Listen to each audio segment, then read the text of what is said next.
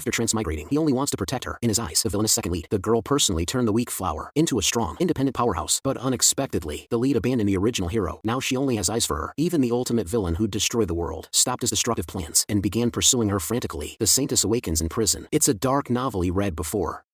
The author left many plot holes and quit, leaving behind a messy, unfinished story. Yet he transmigrated into this broken world. In the original story,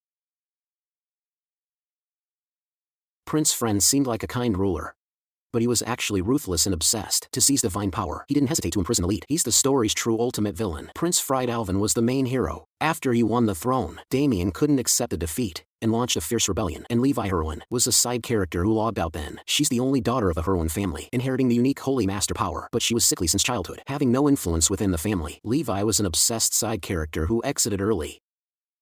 Luckily, the rebellion is in 3 years, giving her time to change the plot.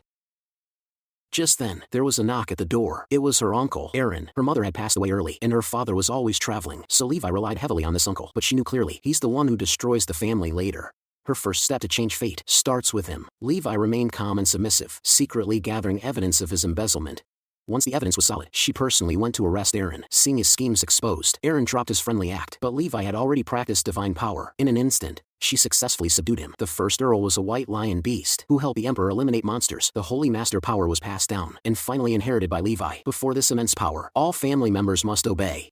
After subduing Aaron, her physical weakness returned. Levi felt unsteady, and the butler quickly helped her. They confessed the truth. The staff knew Aaron's bad intentions, but Levi was too dependent on him. They feared the truth would worsen her health, so they could only protect her secretly. Now, seeing her take charge, they appointed him as the acting family head. The butler presented an academy admission letter found on Aaron. Imperial law dictates that all nobles must attend the Royal Academy upon reaching adulthood to improve their knowledge and refinement. He happened to have plans to enroll because all key characters from the book are gathered in this very academy. But Levi never expected that on his first day, he would encounter the story's greatest villain. Damien's gaze fell coldly upon him, speaking with a hint of scrutiny. "You are from the Heroine family." Levi suppressed his inner panic and bowed with proper posture. "Greetings, Your Highness. I am Levi of the Heroine family. Please forgive my delayed greeting." Damien's lips curled slightly, his tone full of testing. "I am not the second prince. Are you disappointed?" Levi's heart tightened. He must have seen what happened that day. Damien views Fried as a rival, so he must be biased against Levi, who supports Fried. He had to make Damien lower his guard. "You misunderstand, Your Highness. I've been weak since childhood, so I'm a year late. I was just overwhelmed on my first day. It has nothing to do with others." Seeing Damien's inquisitive look, he continued smoothly. "You might find this amusing, Your Highness, but I still keep a painting of the banquet you hosted.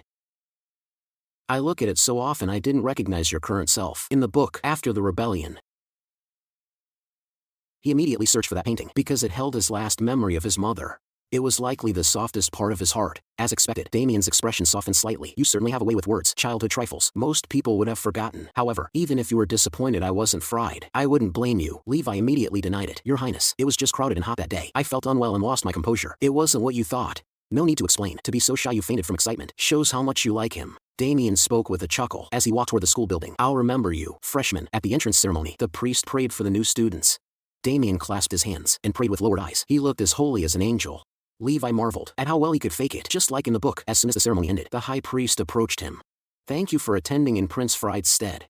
Damien nodded humbly, with a perfectly gentle demeanor. "To receive the god's blessing, it is I who should be grateful. Your Highness is so devout, you will surely receive the goddess's protection soon. I am of no consequence. May the goddess bless the hard-working paladin Commander Fried." His answer was flawless, showing no resentment for attending instead of Fried, quite different from his earlier probing manner. Thinking of the dark plot in the original story, he couldn't link the gentle prince before him with the future cruel and obsessed tyrant. He became even more certain he must stay away from this dangerous man. Back in the lounge, Damien irritably loosened his collar. He was born without divine power. This is why Damien, the first prince in the novel, lost to Fried. The high priest's praise seemed like a compliment, but every word was sarcastic. One without divine power, no matter how devoutly they pray, will never receive the deity's blessing. His guardian knight poured him some tea and advised him not to worry too much. Damien picked up the cup. It was the lemon tea his mother loved most. A hint of warmth flickered in his eyes. Damien's mother was the former empress, famous for her beauty and strong divine power. Despite being born a viscountess, she rose to become empress. But all of this collapsed after the late emperor fell ill. The temple claimed she angered the gods, causing the emperor's prolonged illness. To heal the late emperor, the royals took a new consort.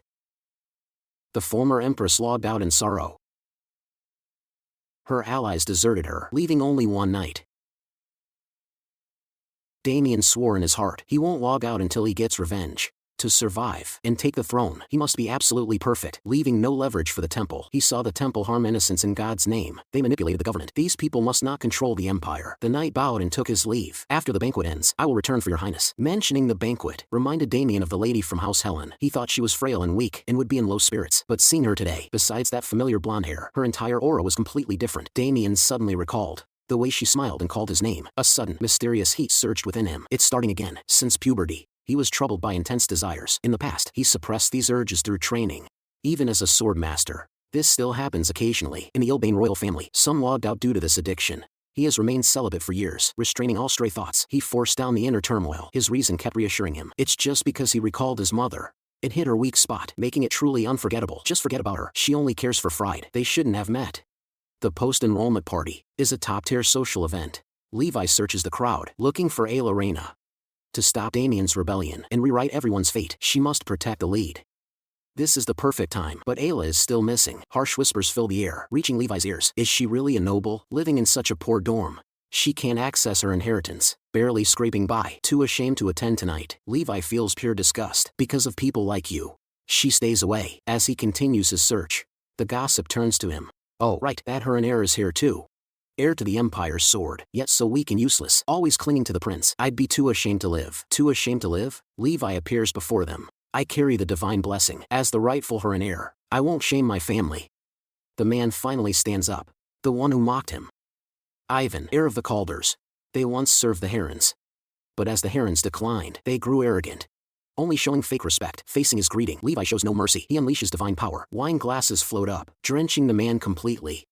Returning the mockery in full. As the Empire's shield, you couldn't even block this? If I were you, to avoid shaming my name, I'd have logged out already. If you're unhappy with me, challenge me to a duel.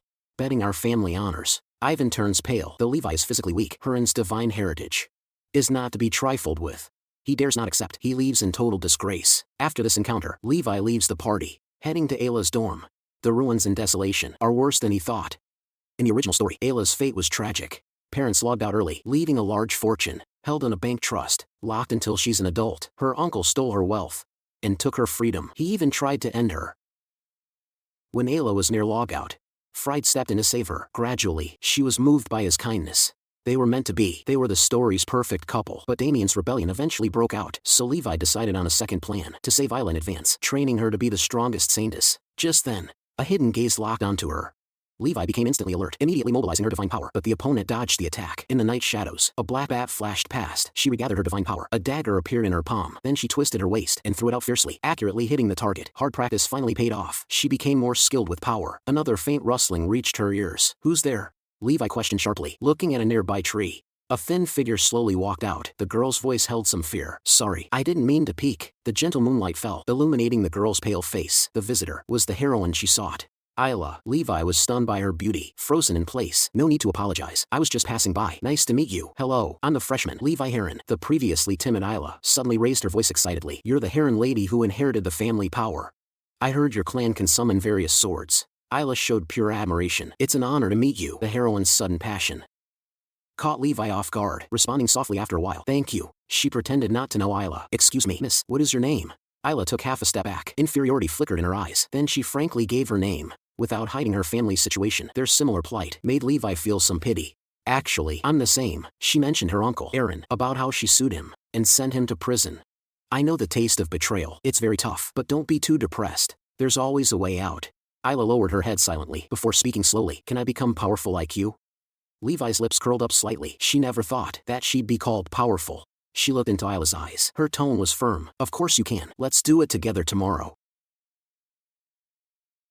I'll help you. Let's meet tomorrow at noon. Meet right here. Fearing Ayla's refusal, Levi waved and turned away. She felt lighthearted and joyful, easily getting closer to the heroine. Days passed. Fried still hasn't arrived at the academy. Damien sat bored in his classroom seat. As class was about to begin, the classroom door swung open. Two unlikely figures entered side by side. It was Levi and Ella. Whispers instantly broke out all around. What a strange pair. Likely flawed people attract one another.